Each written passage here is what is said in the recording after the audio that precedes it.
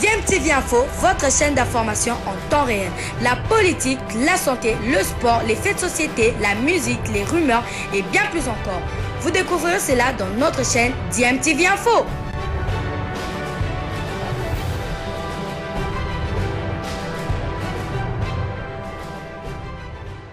Vous êtes sur DMTV, bonjour ou bonsoir, tout dépend de l'heure à laquelle vous nous suivez. Tout plaisir est pour nous de vous retrouver, mais surtout de savoir que vous êtes nombreux en train de suivre votre chaîne YouTube DMTV.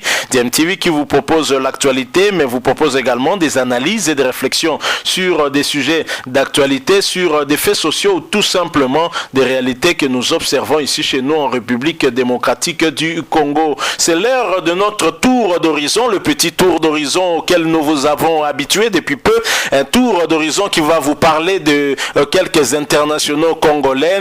Vous savez, nous sommes à l'heure de la préparation de pré-saison pour certains qui attendent le début du championnat dans le pays où ils se trouvent et d'autres ont déjà vu leur championnat reprendre. C'est le cas du championnat de Belgique, la Jupiler Pro League. C'est le cas également hier, vendredi 6 août 2021, du championnat de France de la Ligue 1 où Monaco recevait Nantes de Moutoussamy. Un but partout, score final, et Moutoussamy a bien su résister. Évidemment, Moutoussamy avec son club du FC Nantes ont bien su résister à une très belle équipe de l'AS Monaco qui avait dans sa charnière centrale deux joueurs d'origine congolaise. Il y avait Benoît Badiachile, mais il y avait également Dissassi. Alors pour ce petit tour d'horizon, nous voulons vous parler également d'un autre international congolais. Nous allons en Turquie pour aller à sa rencontre. Il s'agit de Britt Assombalonga qui a quitté Middlesbrough et qui a eu comme point de chute Adana Demirspor, un club de première division turc, et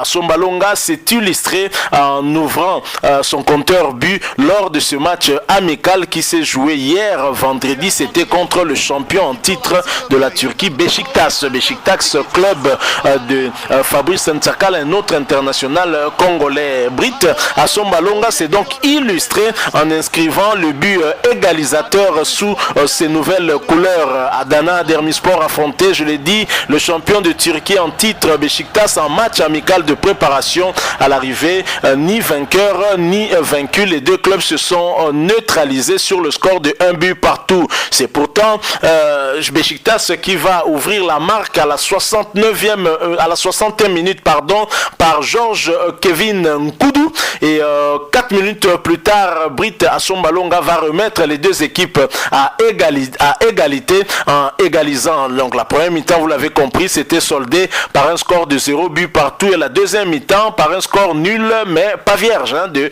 1 but partout. Britt Assombalonga a donc marqué son premier but sous le maillot du champion de Turquie de la Ligue 2. On peut dire que c'était peut-être, je sais pas moi, un match qui devait maintenant nous révéler qui est le véritable champion de Turquie et celui de la Ligue 1 ou de la Ligue 2. Et il n'y a pas de véritable champion puisque les deux clubs se sont séparés dos aux ados.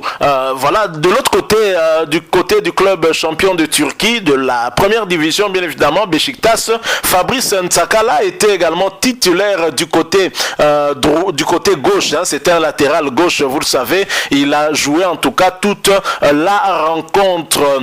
Voilà, Britt Assombalonga qui était arrivé en fin de contrat avec Middlesbrough. Il a besoin de s'adapter avec son nouveau club, et bien sûr un nouveau championnat qu'il n'a pas connu. Il a plus joué du côté de l'Angleterre qui a un championnat en tout cas d'un autre style, et j'espère que ce but le mettra en confiance, et c'est de bon augure, bien évidemment, avant le lancement de la Super League, le championnat turc de première division, déjà le week-end prochain. Et aussi pour justement le début de ce championnat, Britt Assombalonga devra faire aussi très fort puisqu'ils vont recevoir le troisième du championnat de première division qui est Fenerbahçe, club du capitaine de la République démocratique du Congo, Marcel Tisserand, qui va donc se déplacer. Ce sera le 15 août prochain sur le terrain d'Adana Demirspor. On va voir qui entre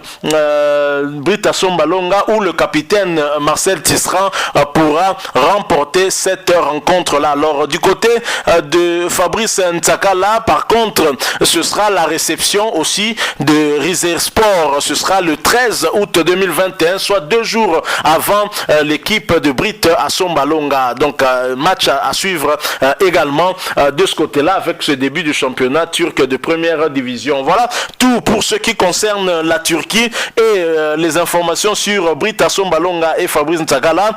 Brit qui a ouvert donc son compteur but et qui a permis à son équipe de revenir à égalité contre le champion de Turquie de première division. Merci. Nous quittons Brit Assombalonga et la Turquie pour descendre du côté de l'Afrique. Plus précisément au Maroc. Maroc où nous allons retrouver l'ancien club de Ben Malango. On va encore parler de Ben Malango. Ben Malango qui a déjà quitté le Maroc alors que en arrivant au Maroc, il s'était séparé avec le tout-puissant Mazembe sur fond de conflit puisque Mazembe avait porté plainte du côté de la FIFA qui avait d'ailleurs condamné le joueur et son club Raja Casablanca malgré les regrets des supporters. Finalement, le championnat marocain va se jouer en tout cas sans son meilleur buteur, le meilleur buteur parmi les 2 meilleurs buteurs de ce championnat. Lui il est parti un peu avant la fin de ce championnat, il ne va pas terminer meilleur buteur, mais par contre c'est sûr que c'est lui le meilleur buteur de la Coupe de la Confédération africaine avec 6 réalisations. Son club Raja Casablanca en tout cas n'a pas oublié les loyaux services de Ben Malango et l'a remercié. Le championnat marocain de première division c'est officiellement en tout cas clôturé hier vendredi 6 août 2021. Le suspense a d'ores et déjà été levé depuis quelques semaines d'ailleurs et cela à cause de l'écart entre Wydad Casablanca et ses poursuivants, notamment Raja de Casablanca. Les Aigles verts qui ont remporté la coupe de la CAF cette saison grâce à Ben Malango notamment avec ses 6 buts. Il a terminé meilleur buteur. Ils ont donc pu sauver leur saison et ils n'ont pas oublié tout ce que Ben Malango a fait pour cette équipe-là parce que sans Ben Malango, ça aurait été peut-être une saison blanche. Et Raja, club athlétique, a exprimé en tout cas toute sa gratitude au travers un message publié sur Twitter. Le Raja dit exactement ceci. Raja Club Athlétique exprime ses chaleureux remerciements et sa gratitude à l'attaquant international Ben Malango pour ses réalisations exceptionnelles avec l'équipe. Nous souhaitons à Ben Malango une poursuite de carrière réussie. Donc c'est ce que nous avons lu en tout cas sur le compte Twitter du club. Meilleur buteur du Raja Casablanca en Coupe de la Confédération africaine et deuxième meilleur buteur du championnat marocain. L'international congolais Ben Malango a quitté le Maroc il y a quelques jours direction les Émirats Arabes Unis où il a signé en faveur d'Al Sharjah SC pour 2 saisons. Le Raja Casablanca a retenu ses réalisations exceptionnelles. Ce grand joueur qu'il a été au cours de ces 2 saisons passées au stade Mohamed V. Alors évidemment, Ben Malango lui avait déjà anticipé en remerciant le club, en remerciant surtout les supporters rajaouis, en remerciant les dirigeants. Et Ben Malango avait d'ailleurs dit que son cœur est vert, il restera en tout cas un Rajaoui toute sa vie. Il n'a pas oublié les bons moments passés dans ce club, le soutien de tout le monde en tout cas. C'est une très bonne chose parce que son dernier transfert avant celui des Émirats Arabes Unis avait été en tout cas sur fond de conflit avec son ancien club, le tout-puissant Mazembe. Mais ici, avec le Raja à Casablanca, nous constatons que les choses vont plutôt bien. Ça s'est bien passé, même si les supporters ne voulaient pas de son départ, ne voulaient pas qu'il parte. Ben Malango est parti et ça a quand même permis au club rajaoui d'empocher 3,5 millions de dollars, alors que le club en demandait 4 et finalement ils se sont accordés sur cette somme-là. Donc voilà tout ce que nous pouvons dire. Finalement, Ben Malango aura réussi sa mission en 2 saisons du côté de Raja Casablanca. Donc voilà tout ce que nous pouvions dire pour ce petit tour d'horizon et nous terminons cela par Yohan Wissa qui va du côté de l'Angleterre. Nous vous l'avions dit, Yohan Wissa sollicité par un club qui est promu, qui monte en première ligue. Il s'agit de Brentford.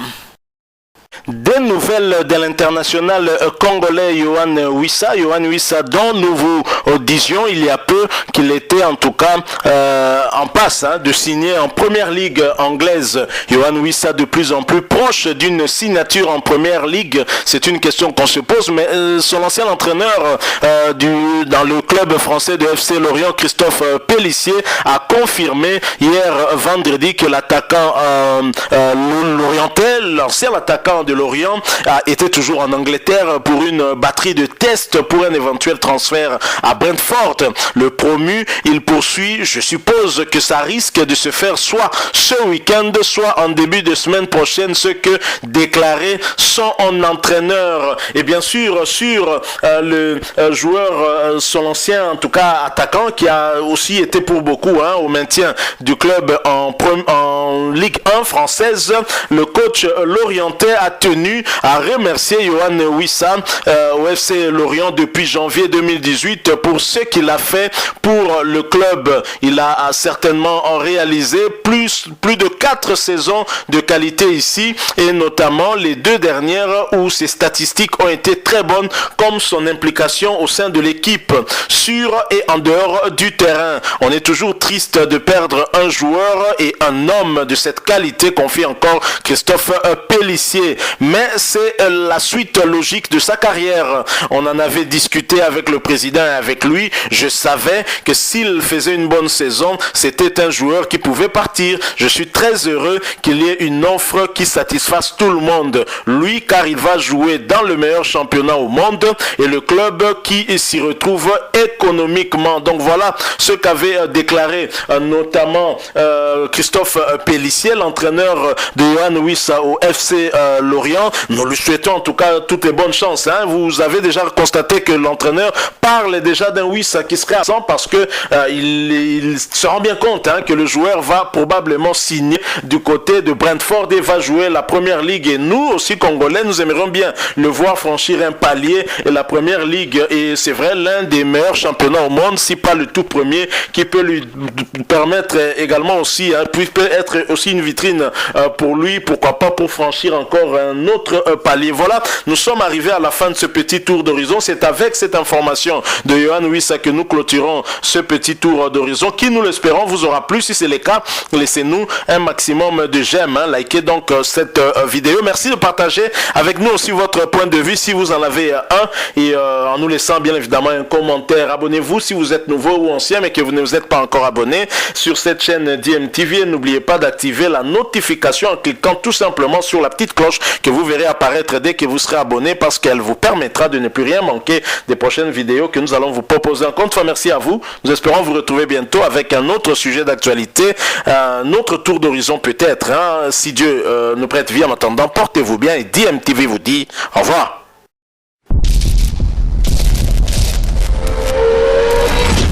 Bilile le kamalo bana ebele.